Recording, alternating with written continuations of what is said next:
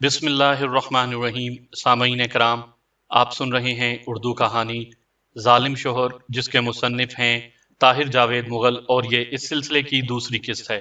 مجھے امید ہے آپ کو میری یہ کاوش پسند آ رہی ہوگی۔ آپ نے اگر ابھی تک میرا چینل کہانی گھر سبسکرائب نہیں کیا تو ابھی میرے چینل کو سبسکرائب کر کے بیل نوٹیفیکیشن آن کر دیجئے تاکہ آنے والی ہر نئی کہانی کی اطلاع بر وقت آپ تک پہنچ سکے۔ میں نے راحت سے پوچھا، جھوٹ موٹ نکاح کی بات تمہیں کس نے بتائی؟ وہ بولی، دربار سنگھ نے۔ اس نے مجھ سے کہا تھا کہ وہ نکاح تو لوگوں کا منہ بند کرنے کے لیے کیا تھا، اصل میں تو میں اس کی بیوی ہوں۔ میں نے پوچھا، وہ نکاح تمہاری مرضی سے ہوا تھا؟ راحت جان روتی ہوئی نفی میں سر ہلانے لگی۔ میں نے پوچھا، کس نے زبردستی کی تھی؟ لڑکی نے جواب دینے سے پہلے ماں کی طرف دیکھا۔ وہ بڑی کڑی نگاہوں سے اسے گھور رہی تھی۔ باپ بھی گم سم کھڑا تھا۔ لڑکی سسکی لے کر چپ ہو گئی۔ میں سمجھ گیا کہ والدین کے سامنے اس سے مزید پوچھ گچھ فضول ہے۔ میں نے بوڑھے بوڑھی کو باہر بھیج دیا اور اس سے کہا کہ وہ کھل کر سب کچھ بتائے۔ ہم یہاں ان کی مدد کے لیے آئے ہیں۔ مگر میری بات کا اس پر کوئی اثر نہ ہوا۔ اس نے جیسے اچانک ہی زبان پر تالا لگا لیا تھا۔ ہم نے بہت کوشش کی مگر وہ ٹس سے مس نہ ہوئی۔ اس کے رویے سے ظاہر تھا کہ وہ والدین سے بہت ڈرتی ہے اور ان کی حکم عدولی کا خیال بھی نہیں کر سکتی۔ لڑکی کی طرف سے مایوس ہو کر میں نے دوبارہ بوڑھے بوڑھی کا رخ کیا۔ انہیں بہت سمجھایا کہ وہ بغیر خوف کے ساری بات بتائیں۔ ہم یہاں ان کی مدد کے لیے آئے ہیں اور انہیں ہمارے ہوتے ہوئے کسی سے ڈرنے کی ضرورت نہیں۔ یہ تمام باتیں ان پر بے اثر ثابت ہوئیں۔ وہ بس خوفزدہ نظروں سے ہمیں دیکھتے رہے۔ زیادہ زور ڈالا تو راحت کی ماں پر غشی طاری ہونے لگی اور اس کا باپ رو رو کر ہاتھ جوڑنے اور فریاد کرنے لگا۔ بوڑھی عورت پہلے ہی بیمار تھی۔ میں نے سوچا کہیں اور مصیبت کھڑی نہ ہو جائے۔ میں نے ان دونوں کو ان کے حال پر چھوڑ دیا۔ یہ بات اب میں صاف طور پر سمجھ چکا تھا کہ کسی زبردست شخص کا خوف ان کے سر پر سوار ہے، اور اس خوف نے ان میں زبان کھولنے کی ہمت نہیں چھوڑی۔ وہ رات نونہال سنگھ اور میں نے راحت کے بوڑھے باپ شاکر علی کے گھر گزاری۔ صبح منہ اندھیرے ہم وہاں سے نکل آئے۔ آنے سے پہلے ہم نے راحت جان اور اس کے والدین کو اچھی طرح سمجھا دیا کہ ہمارے بارے میں کسی سے کوئی ذکر نہ کریں۔ اس کے علاوہ راحت جان کی واپسی کا بھی کسی کو پتہ نہیں چلنا چاہیے۔ ہم یہ باتیں نہ بھی سمجھاتے تو خطرے کی بات نہیں تھی۔ شاکر علی اپنی زبان کھول کر خود کو مصیبت میں نہیں ڈال سکتا تھا۔ شاکر علی کے گھر سے نکلنے کے بعد ہم کچھ دیر گلمرگ جانے والے راستوں پر گھومتے رہے۔ دن چڑھتے ہی ہم گلمرگ پہنچ گئے۔ ہمارا رخ دولت سنگھ کی حویلی کی جانب تھا۔ یہی شخص راحت جان اور اس کے گھر والوں کی تمام مصیبتوں کا ذمہ دار تھا، اور اس شخص کا خوف تھا جو ان کو زبانیں بند رکھنے پر مجبور کر رہا تھا۔ دولت سنگھ کی حویلی وسیع و عریض تھی۔ حویلی کے سامنے ایک وسیع میدان تھا۔ اس گراسی میدان کی تراش خراش سے اندازہ ہوتا تھا کہ درجنوں مالی یہاں کام کرتے ہوں گے۔ شاید یہاں کوئی دعوت وغیرہ ہونے والی تھی۔ میدان میں دور دور تک سرخ بنات کے شامیانے لگ رہے تھے۔ راستے پر اینٹوں کا سرخ برادہ بچھایا جا رہا تھا اور گملے وغیرہ رکھے جا رہے تھے۔ ہم نے ایک ملازم سے دولت سنگھ کے بارے میں پوچھا تو وہ ہمیں سیدھا حویلی کے دلان میں لے گیا۔ یہاں میں نے دولت سنگھ کو دیکھنے کا شرف حاصل کیا۔ وہ تقریباً 6.5 فٹ قد کا لہیم شہیم ڈوگر تھا۔ اس نے نہایت قیمتی کپڑے کا ایک فراق نما چغا پہن رکھا تھا۔ نیچے چست پاجامہ اور شاہی جوتے تھے۔ اس کے سر پر بال نہیں تھے، یعنی بلال شاہ کی زبان میں گونی ٹنڈ تھی۔ اس ٹنڈ کی ایک جانب لمبی سی بودی تھی جسے اس نے بل دے کر رسی کی طرح بٹ رکھا تھا اور کندھے پر رکھ چھوڑا تھا۔ اس کی کمر سے تلوار لٹک رہی تھی۔ دیکھنے میں وہ خوفناک شخص نظر آتا تھا۔ اس نے ہماری طرف سوالیہ نظروں سے دیکھا اور آنے کی وجہ پوچھی۔ وہ اردو بول رہا تھا۔ میں نے اردو میں ہی اسے بتایا کہ ہم لدھیانہ سے آئے ہیں۔ ہمارا مالک جو وہاں ایک کارخانے دار ہے، گلمرگ کے پرفضا علاقے میں پراپرٹی خریدنا چاہتا ہے۔ اس سلسلے میں سروے کر رہے ہیں۔ ہمیں کسی نے بتایا تھا کہ سردار دولت سنگھ ہماری مدد کر سکتے ہیں۔ یہ جان کر کہ ہم لدھیانہ کے کسی کھاتے پیتے شخص کے کارندے ہیں، دولت سنگھ نہایت خوش اخلاقی سے پیش آیا۔ چائے پلائی، حقہ لا کر سامنے رکھا اور پیشکش کی کہ ہم اپنے کام کے سلسلے میں جب تک یہاں ہیں ان کے مہمان خانے میں ٹھہر سکتے ہیں۔ میں نے دولت سنگھ سے پوچھا کہ یہ تیاریاں کیسی ہو رہی ہیں، کیا کوئی فنکشن وغیرہ ہے؟ اس نے کہا، یہ اس بات کا ثبوت ہے کہ تم دونوں پہلی دفعہ یہاں آئے ہو، ورنہ تمہیں معلوم ہوتا کہ یہ فنکشن کیسا ہے۔ دراصل میں جنگی کرتبوں کا بہت شوق رکھتا ہوں۔ جولائی کی ان تاریخوں میں دور دور سے تلوار باز، نبوٹ باز اور گتکے وغیرہ کے کھلاڑی یہاں آتے ہیں اور اپنے اپنے فن کا مظاہرہ کرتے ہیں۔ آج شام سے مہمان آنا شروع ہو جائیں گے، 3 4 دن خوب ہنگامہ رہے گا۔ میں نے محسوس کیا کہ دولت سنگھ کچھ پریشان سا ہے، حالانکہ وہ فنکشن کی تیاری میں پوری دلچسپی لے رہا تھا اور ملازموں کو بار بار ہدایتیں بھی جاری کر رہا تھا، پھر بھی کچھ کھویا کھویا سا تھا۔ میرے سامنے ہی ایک شخص نے آ کر اس کے کان میں کوئی سرگوشی کی، جس کے بعد وہ مزید پریشان ہو گیا اور اٹھ کر باہر چلا گیا۔ پروگرام کے مطابق شام سے مہمان آنا شروع ہو گئے۔ ان میں زیادہ تر ڈوگرے سردار اور جموں اور سری نگر کے ٹھاکر وغیرہ شامل تھے۔ ایک راجہ صاحب بھی اپنی لمبی شیورلیٹ کار میں وہاں پہنچے۔ ان کے ساتھ 3 گاڑیاں تھیں۔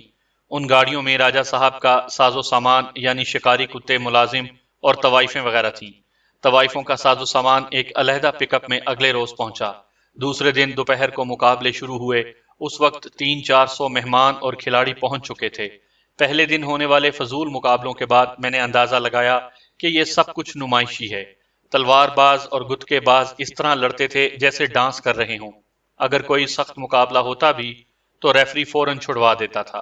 وجہ یہ تھی کہ کھیلنے والے سب کے سب ٹھاکروں، چودھریوں اور نوابوں کے چشم و چراغ تھے۔ وہ یہاں زخمی ہونے نہیں، داد عیش دینے آئے تھے۔ یہ محفل دراصل راگ رنگ کی محفل تھی، جس میں شام سے رات 3 بجے تک شراب، کباب اور شاب کا دور دورہ رہتا تھا۔ یہ فنکشن کے تیسرے روز کا واقعہ ہے۔ رات کا کھانا تناول فرمانے کے بعد مہمان رقص و سرور کی محفل کی طرف جا چکے تھے۔ جس شامیانے میں کھانا کھایا گیا تھا، وہاں صفائی کرنے والے گراؤنڈ صاف کر رہے تھے۔ میں نے دیکھا ایک درمیانے قد کا نوجوان گلے میں کپڑے کا جھولا ڈالے میزوں کے نیچے پڑا ہوا کوڑا اٹھا رہا تھا۔ چھوڑی ہوئی ہڈیاں، چاول، نانوں کے ٹکڑے، فرنی کی ٹوٹی ہوئی پلیٹیں، وہ سب کچھ اٹھا اٹھا کر جھولے میں ڈال رہا تھا۔ اس کی کمر سے جھاڑو بندھا ہوا تھا۔ نوجوان کی طرف میرا دھیان جانے کی وجہ اس کا چہرہ تھا۔ اسے پہلی نظر دیکھتے ہی مجھے لگا کہ میں نے اسے کہیں دیکھا ہے، اور دوسرے ہی لمحے مجھے راحت جان کا خیال آ گیا۔ نوجوان کی شکل راحت جان سے بہت زیادہ ملتی تھی۔ میرے ذہن میں شبہ جاگا کہ ہو نہ ہو یہ راحت کا بھائی ہے۔ شاکر علی کے گھر میں اس کی بہو دیکھ چکا تھا، مگر میرے پوچھنے کے باوجود اس نے بیٹے کے بارے کچھ نہیں بتایا تھا۔ بڑھیا نے بھی گول مول سا جواب دیا تھا اور کہا تھا کہ اس کا بیٹا ابھی پنجاب سے کام کر کے واپس نہیں آیا۔ میں نے غور سے نوجوان کو دیکھا۔ وہ شکل و صورت سے ہرگز خاکروب نظر نہیں آتا تھا۔ مجھے اندازہ ہوا کہ اسے کسی سزا میں یہ ڈیوٹی سونپی گئی ہے۔ بعد ازاں میرا یہ اندازہ درست نکلا۔ میں نے دل میں ٹھانی کہ اس نوجوان سے کچھ بات چیت کرنی چاہیے۔ میں نے اسے نگاہ میں رکھا۔ جوں ہی وہ کام سے فارغ ہوا، میں نے اسے کہا کہ وہ میرے ساتھ چلے۔ اس بیچارے کو یہ پوچھنے کی ہمت بھی نہیں ہوئی کہ میں اس سے کیا کام لینا چاہتا ہوں۔ پالتو جانور کی طرح سر جھکائے جھکائے وہ میرے پیچھے چلنے لگا۔ میں اسے ساتھ لے کر اپنے کمرے میں آ گیا اور بستر پر لیٹنے کے بعد اس سے کہا کہ وہ میری ٹانگیں دبائے۔ وہ فرما برداری سے ٹانگیں دبانے لگا۔ اس کے پھٹے پرانے لباس سے بو آ رہی تھی۔ چہرہ میلا تھا اور آنکھوں میں گیٹ تھی۔ مجھے شک ہوا کہ اس نے افیم کھا رکھی ہے۔ میں اس سے ہمدردی کی باتیں کرنے لگا۔ وہ پہلے تو جھجکتا رہا، پھر میری شے پا کر بولنے لگا۔ میں نے کمرے کی الماری سے ولائتی شراب کی بوتل نکالی اور اپنے ہاتھ سے اوپر تلے 2 3 جام اسے پلا دیے۔ شراب کے نشے نے اس کی بزدلی کو وقتی طور پر کم کر دیا اور وہ سر اٹھا کر مجھ سے باتیں کرنے لگا۔ لوہا گرم دیکھ کر میں نے اسے 2 جام اور پلا دیے۔ وہ عادی نشے باز تھا، مگر شراب جیسا مہنگا نشہ اسے کم کم ہی ملا ہوگا۔ خوش ہو کر وہ میرے ہاتھ پاؤں چومنے لگا، پھر ایک قدم اور آگے بڑھا اور بوتل ہاتھ میں لے کر ڈائیلاگ بولنے لگا۔ پتہ نہیں کس فلم کے مکالمے تھے۔ اس نے لہک لہک کر ایک بھونڈا سا گیت گانے کی کوشش کی، مگر 2 3 بار زور سے دیوار کے ساتھ ٹکرایا تو اپنی حرکتوں سے باز آ گیا۔ لکڑی کے سٹول پر بیٹھ گیا اور بھوں بھوں کر کے رونے لگا۔ اس کے ساتھ ہی اس کی سچی باتیں اس کے منہ سے نکلنے لگیں۔ کہنے لگا، دیکھو صاحب بہادر، یہ کوئی زندگی ہے؟ قصور کس کا تھا؟ قصور دولت سنگھ کے بیٹے کا تھا۔ میری بہن کے لیے دیوانہ ہو رہا تھا۔ وہ دیواروں سے ٹکرے مارتا تھا اور گلیوں میں چیختا پھرتا تھا، آئی love you, I love you, الو کا پٹھا، شہنشاہ اکبر کی اولاد۔ اور دیکھو شہنشاہ اکبر نے کیا کیا، میری بہن کو دیوار میں چنوا دیا۔ انارکلی کا تو پھر بھی قصور تھا، میری بہن راحت جان کا کیا قصور تھا؟ صرف یہ کہ وہ ایک لڑکی تھی۔ یہ دنیا اب جینے کے قابل نہیں رہی صاحب بہادر۔ اگر تم دلارام کے باپ ہو تو مجھے تھوڑی سی اور پلا دو، میں اب بالکل مر جانا چاہتا ہوں۔ میں نے اپنے رومال سے اس کے آنسو پونچھ کر اسے حوصلہ تسلی دی اور کوشش کرنے لگا کہ وہ اس بے خودی کے عالم میں مجھے زیادہ سے زیادہ باتیں بتا دے۔ میری اس کوشش کا خاطر خواہ نتیجہ نکلا اور نوجوان کے دل میں جو کچھ تھا اس نے باہر نکال دیا۔ اس کی طویل اور مضحکہ خیز باتوں سے جو کچھ معلوم ہوا اس کا خلاصہ یہ ہے۔ دولت سنگھ کا نوجوان بیٹا مریک سنگھ جو سری نگر میں پڑھتا تھا، چھٹیوں میں گلمرگ آتا رہتا تھا۔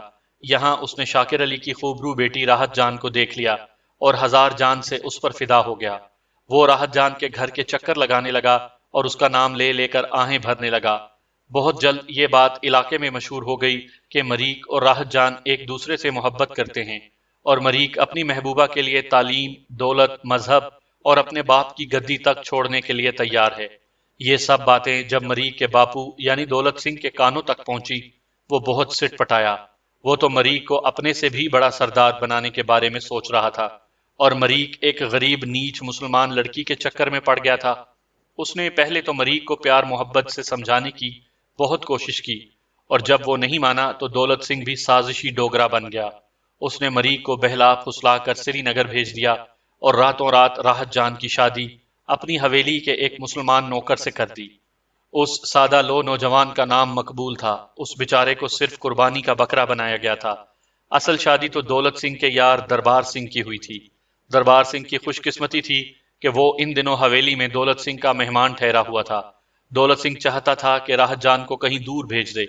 دربار سنگھ لدھیانے کا رہنے والا تھا، لہٰذا دولت سنگھ نے ہیرے جیسی لڑکی کو دربار سنگھ جیسے جنگلی کے سپرد کر دیا۔ اس نے راتوں رات راحت جان کو لیا اور خوشی کے شادیانے بجاتا لدھیانہ پہنچ گیا۔ دولت سنگھ نے مقبول کو کچھ پیسے دے کر اس کے قصبے باندی پورا بھیج دیا اور ہدایت کی کہ وہ کبھی گلمرگ کا رخ نہ کرے۔ زبردستی کی اس شادی کے دوران راحت جان کے ماں باپ نے احتجاج کیا تو انہیں بھی بری طرح مارا پیٹا گیا۔ راحت جان تو اسی رات دربار سنگھ کے ساتھ چلی گئی تھی، لیکن شاکر علی اور اس کی بیوی پورے 2 دن تک ایک درخت سے الٹے لٹکتے رہے اور دولت سنگھ کے ڈشکرے گاہے بگاہے ان پر بید برساتے رہے۔ میاں بیوی پر الزام لگایا گیا کہ وہ نوجوانوں سے پیسے بٹورنے کے لیے اپنی لڑکی کو برائی پر اکساتے ہیں۔ 2 روز الٹا لٹکے رہنے کے بعد جب شاکر علی اور اس کی بیوی کو اتارا گیا تو وہ مرنے کے قریب تھے۔ شاکر علی کی بیوی کی ناک سے مسلسل خون جاری تھا اور شاکر علی بھی بے ہوش ہو چکا تھا۔ معلوم نہیں وہ دونوں کس طرح بچ گئے، تاہم شاکر علی کی بیوی اس کے بعد ایسی بستر پر گری کہ کئی مہینے گزر جانے کے باوجود اب تک بستر پر تھی۔ اب وہ خاموشی سے سب کچھ سہ رہے تھے۔ دولت سنگھ کو حویلی سے رہائی انہیں اسی ضمانت پر ملی تھی کہ وہ اب راحت جان کے بارے میں ایک لفظ زبان پر نہیں لائیں گے، اور جو پوچھے اسے یہی بتائیں گے کہ وہ دولت سنگھ کی طرف سے لگائے جانے والے سارے الزامات درست ہیں۔ وہ اپنے پچھلے گناہوں پر بہت شرمندہ ہیں اور سمجھتے ہیں کہ دولت سنگھ نے ان کی بیٹی کی شادی کر کے ان پر احسان کیا ہے۔ بعد ازاں ان سے کئی سادہ کاغذوں پر انگوٹھے بھی لگوا لیے گئے تھے۔ اب شاکر علی وہی کر رہا تھا جو اس سے کہا گیا تھا۔ وہ حکم عدولی بھی کیسے کر سکتا تھا؟ ابھی اس کے گھر میں ایک جوان بہو بھی موجود تھی۔ جو کچھ راحت جان کے ساتھ ہوا اس سے کہیں بڑھ کر اس کی بہو کے ساتھ ہو سکتا تھا۔ جن دنوں یہ واقعات ہوئے مریک سری نگر میں BSc کا امتحان دے رہا تھا۔ امتحانات کے بعد وہ واپس پہنچا تو سب کچھ بدل چکا تھا۔ اسے بتایا گیا کہ راحت جان اس کے قابل نہیں تھی۔ اس کے لالچی والدین نے اسے بکاؤ مال بنا رکھا تھا۔ علاقے سے گندگی ختم کرنے کے لیے اس کی شادی کر دی گئی ہے۔ مریک سنگھ نے سب کچھ سنا، لیکن سمجھا وہی جو اس کے دل نے سمجھایا۔ عشق میں اندھا ہونے والے کی بینائی اور بھی تیز ہو جاتی ہے۔ مریک سنگھ بھی بہت دور تک دیکھ رہا تھا۔ اس نے مقبول کی تلاش شروع کر دی، مگر چھپانے والوں نے اسے اس لیے نہیں چھپایا تھا کہ مریک سنگھ اسے ڈھونڈ نکالتا۔ کئی ہفتے پاگلوں کی طرح پھرنے کے بعد مریک کو مقبول یا راحت کا سراغ نہیں ملا۔ آخر وہ نڈھال ہو کر حویلی واپس آ گیا۔ اس نے بہت سر ٹکرایا، لیکن کوئی اسے نہ بتا سکا کہ راحت اسے کہاں ملے گی۔ مایوس ہو کر مریک سنگھ نے اپنی جان لینے کی کوشش کی، مگر دولت سنگھ نے بڑی عیاری سے اسے سنبھال لیا۔ وہ جانتا تھا کہ مریک اپنی بڑی بہن سے بے پناہ محبت کرتا ہے اور اس کی کوئی بات نہیں ٹال سکتا۔ اس نے اسے شملے سے کشمیر منگوا لیا اور وہ سائے کی طرح مریک کے ساتھ لگ گئی، اور اپنی انتھک کوششوں سے اس نے مریک کو مایوسیوں کی دلدل سے نکال کر فوری موت سے بچا لیا۔ انہی دنوں دولت سنگھ نے مریخ کے لیے ایک نئی رولز رائس کار منگوائی اور اس کی تفریح طبع کے لیے کثیر سرمائے سے گرم پانی والا ایک سوئمنگ پول بنوا لیا۔ اس سوئمنگ پول کی رونق بڑھانے کے لیے اس نے جرمنی سے خوبصورت پیراک لڑکیاں منگوائیں جو رنگین مچھلیوں کی طرح پول کے نیلے پانیوں میں تیرتی تھیں اور مریخ کا دل بہلاتی تھیں۔ غرض اس نے بے پناہ کوشش کے ساتھ مریخ کا دھیان راحت کی طرف سے ہٹا دیا۔ بعد ازاں اسے امتحانوں کی تیاری کے لیے سری نگر واپس بھیج دیا۔ انہی دنوں راحت جان کا بھائی فردوس، جو مجھے یہ سارے حالات بتا رہا تھا، پنجاب سے واپس کشمیر پہنچا۔ ماں باپ تو چپ تھے، بہرحال اسے کسی نہ کسی طرح اپنی بہن پر گزرنے والی قیامت کا پتہ چل گیا۔ اس کی غیرت نے جوش مارا اور وہ علاقے کے ایک با اثر شخص ملک نصیر کے پاس جا پہنچا۔ ملک نصیر سیاست میں قدم رکھتا تھا اور مسلمانوں کی خیر خواہی کا دم بھرتا تھا۔ فردوس کو امید تھی کہ وہ ضرور اس کی مدد کرے گا۔ اسے معلوم نہیں تھا کہ دولت سنگھ کے ہرکارے اس سے پہلے ہی ملک نصیر کے کان کھینچ چکے ہیں۔ ملک نصیر بیچارے میں اتنی جرت نہیں تھی کہ وہ دولت سنگھ کے سامنے چوں بھی کر سکتا۔ علاقے کے بے شمار دوسرے مسلمانوں کی طرح ملک نصیر کا بال بال بھی ڈوگروں اور سکھوں کے قرضے میں جکڑا ہوا تھا۔ اس کا سب سے بڑا قرض خواہ دولت سنگھ تھا۔ فردوس فریاد لے کر ملک نصیر کے پاس پہنچا تو ملک نے اس کو ٹھنڈا ٹھار کر دیا۔ اس نے اسے سمجھایا کہ وہ جوش کے بجائے ہوش سے کام لے۔ جو ہونا تھا وہ تو ہو چکا، اب لکیر پیٹنے سے کوئی فائدہ نہیں۔ فردوس بڑی مایوسی کے عالم میں اٹھ کر اس کے پاس سے آنے لگا تو ملک نصیر نے اسے روک لیا اور واپس بلا کر کہا، فردوس، تم میرے مسلم بھائی ہو، میں تمہارے بھلے کی بات کر رہا ہوں۔ بہتر ہے کہ تم اس وقت حویلی جا کر دولت سنگھ سے معافی مانگ لو اور اسے یقین دلا دو کہ تم آئندہ بہن کے بارے میں کوئی بات زبان پر نہیں لاؤ گے، ورنہ مجھے خطرہ ہے کہ تمہارے لیے بڑی مصیبت کھڑی ہو جائے گی۔ جہاں تک میرا قیافہ ہے، اس وقت تمہارا باپ دولت سنگھ کی حویلی میں پہنچ چکا ہوگا۔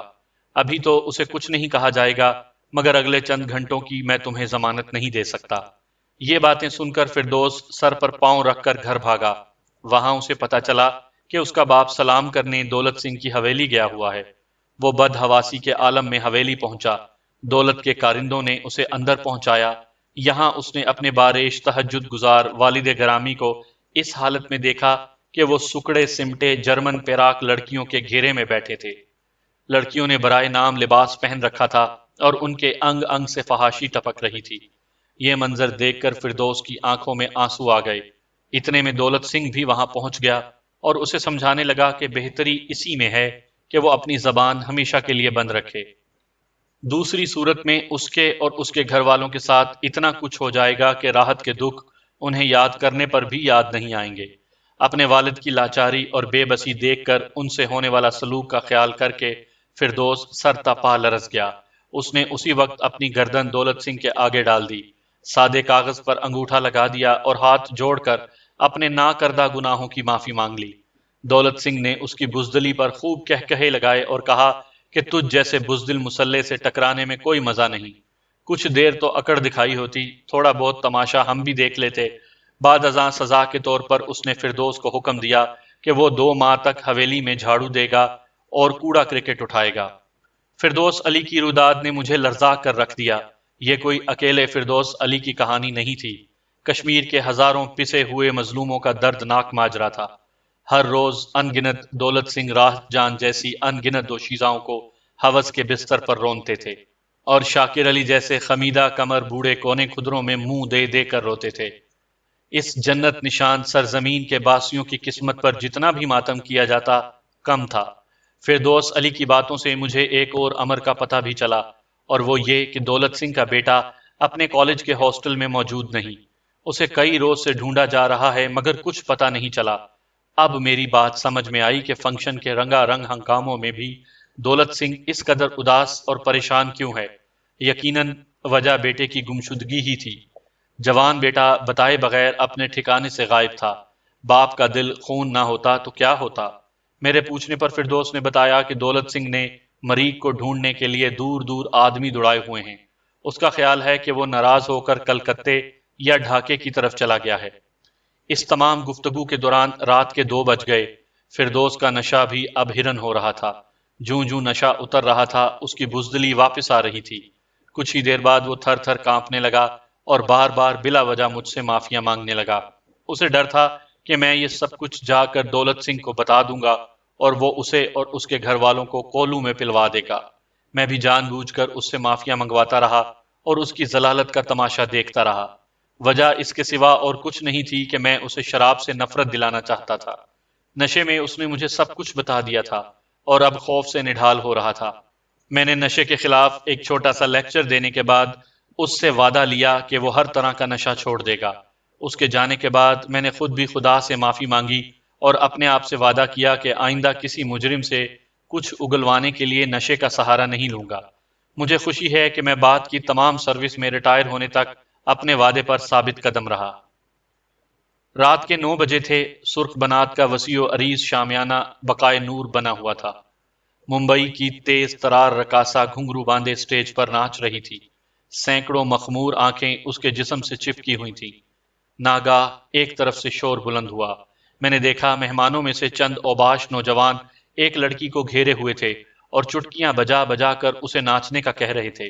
وہ بیچاری خوف سے زرد ہو رہی تھی اور زمین پر گڑتی جا رہی تھی۔ ناچنا گانا اس کا پیشہ نہیں تھا، وہ تو عام خدمت گار ملازمہ تھی اور کوئی اتنی خوبصورت بھی نہیں تھی۔ مگر نشے میں مرد کی آنکھ کو عام عورت بھی کلو پترا نظر آتی ہے، لہٰذا اس کلو پترا کی شامت آئی ہوئی تھی۔ وہ جب رقص پر آمادہ نہیں ہوئی تو مدہوش ٹھاکر فحش حرکات پر اتر آئے۔ معلوم نہیں وہ لڑکی ہندو تھی، سکھ تھی یا مسلمان۔ زیادہ امکان یہی تھا کہ مسلمان تھی، کیونکہ بیچارگی اس کے چہرے پر لکھی ہوئی تھی۔ ٹھاکروں کی بے شرمی حد سے بڑی تو مجھ سے برداشت نہ ہوا۔ کئی دنوں سے جو لاوا اندر ہی اندر پک رہا تھا اچانک پھوٹ پڑا۔ چند لمحوں کے لیے مجھے بالکل یاد نہ رہا کہ میں ایک خاص مقصد کے لیے آیا ہوں اور میرا یوں آپے سے باہر ہو جانا ٹھیک نہیں۔ میں لمبے لمبے ڈگ بھرتا ہنگامے والی جگہ پر پہنچ گیا۔ ایک لمبا تڑنگا کلین شیو نوجوان سب سے آگے تھا۔ اس کی خرمستی کی ایک وجہ یہ بھی تھی کہ کل اس نے گتکے بازی میں بیک وقت 3 آدمیوں سے مقابلہ کر کے انہیں ہرایا تھا اور راجہ ہری سنگھ ایوارڈ حاصل کیا تھا۔ اسے مخاطب کرنے سے پہلے ہی میں سمجھ گیا کہ اس سے میری لڑائی ہو کر رہے گی۔ میں نے اسے لڑکی کے کپڑے پھاڑنے سے منع کیا تو وہ ہنسنے لگا۔ شاید وہ میری بات کو مذاق سمجھ رہا تھا۔ جب میں نے اسے دوسری بار سختی سے منع کیا تو اس نے مجھے انگریزی میں گالی دی اور لڑکی سے میرا رشتہ جوڑ دیا۔ میں نے زبردستی لڑکی کو اس کے چنگل سے نکالنا چاہا تو وہ بھوکے کتے کی طرح مجھ پر پل پڑا۔ اس کے 2 مکے میں نے عین ٹھوڑی کے نیچے کھائے۔ تیسرا مکہ روک کر میں نے ٹانگ گھمائی جو اس کے پیٹ پر پڑی اور وہ کئی کرسیوں پر سے لڑکتا ہوا فرش پر جا گرا۔ رقص کا ہنگامہ دھرے کا دھرا رہ گیا۔ اب سب لوگ اٹھ اٹھ کر لڑائی کا تماشا دیکھ رہے تھے۔ اس نوجوان کا نام انیل تھا اور وہ واقعی لڑائی بھڑائی میں ماہر تھا۔ کسی منچلے نے اس کے ہاتھ میں گتکے کی 2 چھوٹی لاٹھیاں تھما دی تھی۔ وہ دونوں لاٹھیوں کو یکساں مہارت سے استعمال کرنے لگا۔ میرے کندھوں اور سر پر یکے بعد دیگرے کئی چوٹیں آئیں۔ چند لمحوں کے لیے تو مجھے محسوس ہوا جیسے مدِ مقابل کے ہاتھ میں 2 نہیں 10-12 لاٹھیاں ہیں اور ابھی میں لہو لہان ہو کر گر جاؤں گا۔ تاہم پھر میں نے سنبھالا لیا اور موقع دیکھ کر گتکے کی دونوں لاٹھیاں ایک ہی بار دبوچ لیں۔ جس وقت مدِ مقابل لاٹھیاں چھڑانے کا سوچ رہا تھا، میری بھرپور ٹھوکر اس کے سینے پر پڑی اور وہ ڈکراتا ہوا ایک بلال شاہ کے سائز کی موٹی میم پر گرا۔ میں موقع دیے بغیر اس پر جھپٹا اور ٹھوکروں اور مکوں پر رکھ لیا۔ سکھوں، ٹھاکروں اور ڈوگرا حکمرانوں کے خلاف جتنا غصہ اور غم میرے دل میں تھا سارا انیل ٹھاکر پر نکل گیا۔ اگر سردار دولت سنگھ خود بیچ میں پڑھ کر یہ لڑائی چھڑا نہ دیتا تو ایک مسلح کے ہاتھوں گتکا چیمپئن ٹھاکر کی وہ درگت بنتی کہ ساری عمر کوئی شکل نہ پہچان سکتا۔ سب لوگ دم بخود میری طرف دیکھ رہے تھے۔ ان کے خیال میں نے ایک جن پر قابو پایا تھا۔ اس لڑائی میں ایک نقصان میرا بھی ہوا اور وہ یہ کہ میری وہ شرٹ بری طرح پھٹ گئی جس کی اندرونی جیب میں نے اپنے ذاتی کاغذات رکھے ہوئے تھے کہ شاید کسی وقت کام آ جائیں۔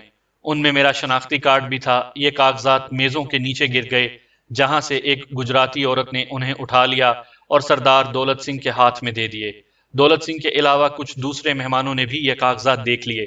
جب مجھے پتہ چلا تو پانی سر سے گزر چکا تھا۔ دولت سنگھ مجھے خوشمگیں نظروں سے گھور رہا تھا۔ میں اپنے آپ کو کوسنے لگا کہ کیوں خواہ دماغ کو گرمی چڑھا بیٹھا۔ دولت سنگھ نے مجھے اپنے پیچھے آنے کا اشارہ کیا۔ میں نے اپنی پھٹی ہوئی قمیض سے گردن کا پسینہ پونچھا اور اسے گولا کر کے فرش پر پھینک دیا۔ پینٹ اور بنیان میں دولت سنگھ کے پیچھے پیچھے چلتا ڈرائنگ روم میں پہنچا۔ دولت سنگھ نے طنزیہ لہجے میں کہا، تو خیر سے تھانے دار ہو تم؟ بالکل ہوں، میں نے جواب دیا۔ کس چکر میں پہنچے ہو؟ بڑا لمبا چکر ہے۔ دیکھو انسپیکٹر پیارے، زندگی بہت تھوڑی ہے، لمبے چکروں میں نہیں پڑا کرتے۔ اگر تمہیں کسی نے راحت جان کے کھوج میں لگایا ہے تو اسے بھول جاؤ، وہ اپنے گھر میں اپنے پتی کے ساتھ ہنسی خوشی رہ رہی ہے۔ کون راحت جان؟ بھولے نہ بنو انسپیکٹر، دولت سنگھ کی چھٹی حص نے آج تک جھوٹ نہیں بولا۔ تم صرف راحت جان کے چکر میں یہاں پہنچے ہو۔ شاید اس حرامی ملک نصیر کی کھوپڑی میں کیڑے نے حرکت کی ہے۔ میں نے اطمینان سے کہا، میں کسی ملک نصیر کو نہیں جانتا اور نہ ہی میں یہاں راحت جان کے چکر میں آیا ہوں۔ تو پھر کس لیے آئے ہو؟ تمہاری چھٹی حص کیا فرماتی ہے بیچ اس معاملے کے؟ زبان کو لگام دے کتے، یہاں سے تیری لاش بھی نہیں نکل سکے گی۔ میں پوچھتا ہوں کس لیے تو یہاں آیا ہے؟ میں نے ڈوگرے کی آنکھوں میں آنکھیں ڈال کر دیکھا، پوری نفرت کے ساتھ مسکرانے کے بعد اطمینان سے کہا، میں تیرے بیٹے کے لیے یہاں آیا ہوں۔ کیوں؟ اس لیے کہ وہ 20 سال کا ہو چکا ہے اور 20 سال کا مرد بالغ ہوتا ہے۔ وہ اپنی مرضی سے شادی کر سکتا ہے اور گھر بسا سکتا ہے۔ نہ تو اسے روک سکتا ہے، نہ تیرا باپ اسے روک سکتا ہے۔ دولت سنگھ پھٹی ہوئی نظروں سے میری طرف دیکھنے لگا۔ شاید اس نے کبھی خواب میں بھی نہیں سوچا تھا کہ ایک معمولی پولیس انسپیکٹر اس کی حویلی میں کھڑا ہو کر اس سے ایسے لہجے میں بات کرے گا۔ ایک لمحے کے لیے مجھے یوں لگا کہ وہ کسی درندے کی طرح مجھ پر جھپٹ پڑے گا، لیکن پھر اس نے نتنے پھلا کر ایک گہری سانس لی، اپنے بالوں کی چوٹی کو جھٹکا دے کر کندھے سے ہٹایا اور ٹھہرے ہوئے لہجے میں بولا، تم میرے بیٹے کے بارے میں سوچنے والے کون ہوتے ہو؟ میں اسے تاؤ دلانے کے لیے پھر مسکرایا اور دھیمی آواز میں کہا، تم مجھے خدائی فوجدار بھی کہہ سکتے ہو۔ تمہارے جیسے ٹیڑے میڑے بندوں کو سیدھا کرنے میں مجھے بڑا مزہ آتا ہے۔ مجھے کسی نے اطلاع دی تھی کہ تم نے شاکر علی کے گھرانے کے ساتھ بہت برا سلوک کیا۔ لڑکا تمہارا دیوانہ، اور سزا تم نے ایک بے گناہ لڑکی کو دی۔ کیا میں پوچھ سکتا ہوں کہ وہ لڑکی اس وقت کہاں ہے؟ میرے گستاخانہ انداز کو دیکھ دیکھ کر سردار دولت سنگھ کا پیمانہ صبر لبریز ہو رہا تھا۔ معلوم نہیں اس نے خود پر کیسے قابو پا رکھا تھا۔ بولا، تم نے اس لڑکی کا کیا کرنا ہے؟ میں نے کہا، وہی کرنا ہے جس کے ہونے سے تمہاری مونچھیں نیچے لٹک جائیں گی۔ جب لڑکا لڑکی راضی ہیں تو تم قاضی بن کر کیوں بیٹھے ہو؟ تمہیں وہی کرنا ہوگا جو وہ دونوں چاہیں گے۔ دولت سنگھ نے یوں آنکھیں پھاڑی جیسے وہ میرے بجائے کسی بھوت کو دیکھ رہا ہو۔ اس کے دماغ میں نہیں آ رہا تھا کہ میں 2 کا تھانے دار سب کچھ جانتے بوجھتے اسے کیوں للکار رہا ہوں۔ یہ تو سراسر خودکشی تھی۔ میں خود بھی یہی چاہتا تھا کہ وہ زیادہ سے زیادہ حیران ہو، کیونکہ اس صورت میں میری جان دولت سنگھ سے بچ سکتی تھی۔ اگر میں اس کی سمجھ میں آ جاتا تو پھر میری خیریت کا سوال ہی پیدا نہیں ہوتا تھا۔ در حقیقت میں بری طرح پھنس گیا تھا۔ قانونی طور پر یہاں میری کوئی حیثیت نہیں تھی۔ اس خود مختار ریاست کے اپنے قوانین اور ضابطے تھے۔ پنجاب پولیس یا پنجاب گورنمنٹ یہاں کچھ نہیں کر سکتی تھی۔ دولت سنگھ مجھے سر عام گولی مار کر پہاڑ سے نیچے پھینک دیتا تو کوئی پوچھنے والا نہیں تھا۔ میری بچت اسی صورت میں تھی کہ میں دولت سنگھ کو دھوکے میں رکھوں اور وہ یہ سمجھتا رہے کہ میں یہاں اکیلا نہیں ہوں۔ اگر مجھے کچھ ہو گیا تو مجھے بھیجنے والے اس کے لیے طوفان کھڑا کر دیں گے۔ یہی وجہ تھی کہ میں ضرورت سے زیادہ اطمینان سکون کا مظاہرہ کر رہا تھا۔ ابھی دولت سنگھ کے ساتھ میری گفتگو جاری تھی کہ اچانک باہر سے بے پناہ شور و غل سنائی دیا۔ ایسے لگا کہ حویلی کے سارے مہمان دروازے کے باہر اکٹھے ہو گئے ہیں۔ ذرا دیر بعد دروازہ کھلا اور 3 افراد اندر آ گئے۔ ان میں سے ایک درمیانے قد اور گٹھے ہوئے جسم کا پہلوان نما شخص تھا۔ مجھے دیکھتے ہی اس کی آنکھوں میں خون اتر آیا۔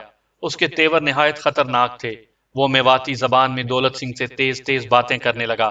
اس کی باتوں سے مجھے پتا چلا کہ وہ میرے ہاتھوں پٹنے والے انیل ٹھاکر کا استاد گرامی ہے اور شاگرد کی ہار کا بدلہ لینے کے لیے وہ مجھ سے 2 ہاتھ کرنا چاہتا ہے۔ میں نے دیکھا کہ بکرم نامی اس شخص کے بھدے چہرے پر بے شمار زخموں کے نشانات ہیں اور وہ صورت سے ہی خطرناک غنڈا نظر آتا ہے۔ اس کے تیور دیکھ کر میں نے سوچا کہ خواہ جھگڑے کو طول نہیں دینا چاہیے۔ میری اس شخص سے کوئی دشمنی نہیں تھی، پھر میں کیوں لڑتا؟ ویسے بھی مجھے ڈنڈے سوٹے کی لڑائی کا نہ کوئی تجربہ تھا اور نہ دعویٰ۔ لڑائی میں ایک شخص کو تو ہارنا ہی ہوتا ہے۔ اگر ہار میری ہوتی تو میری مشکلوں میں اور اضافہ ہو جاتا، اور اگر کوئی ہاتھ پاؤں ٹوٹ جاتا تو کیا ہی کہنے تھے۔ بکرم بہت مشتعل نظر آ رہا تھا۔ اس کے چہرے سے لگتا تھا کہ وہ ابھی اور اسی جگہ مجھ سے بدلہ چکانا چاہتا ہے۔ ہمارے ارد گرد اکٹھے ہونے والے مہمان بھی مار کٹائی دیکھنے کے آرزو مند تھے، مگر سردار دولت سنگھ یہ سب کچھ نہیں چاہتا تھا۔ میں چند ہی لمحوں میں اس کے لیے معمہ بن گیا تھا، اور وہ اپنے کسی آدمی کو مجھ پر ہاتھ اٹھانے کی اجازت دے کر مصیبت کھڑا کرنا نہیں چاہتا تھا۔ اس نے بکرم کے ساتھ نہ جانے کیا خسر پسر کی کہ اس کی تنی ہوئی گردن ڈھیلی پڑ گئی اور وہ مجھے خونی نظروں سے دیکھتا ہوا پیچھے ہٹ گیا۔ دوسرے مہمانوں نے بھی دولت سنگھ کی بات سمجھ لی تھی اور وہ اب سارے واپس جا رہے تھے۔ دولت سنگھ نے دروازہ اندر سے بند کر لیا اور مجھے سامنے صوفے پر بیٹھنے کو کہا۔ اس کا لہجہ اب کچھ بدلا بدلا سا تھا۔ کہنے لگا، انسپیکٹر نواز خان، میرے گھر میں کھڑے ہو کر تم نے مجھے دھمکی دی ہے۔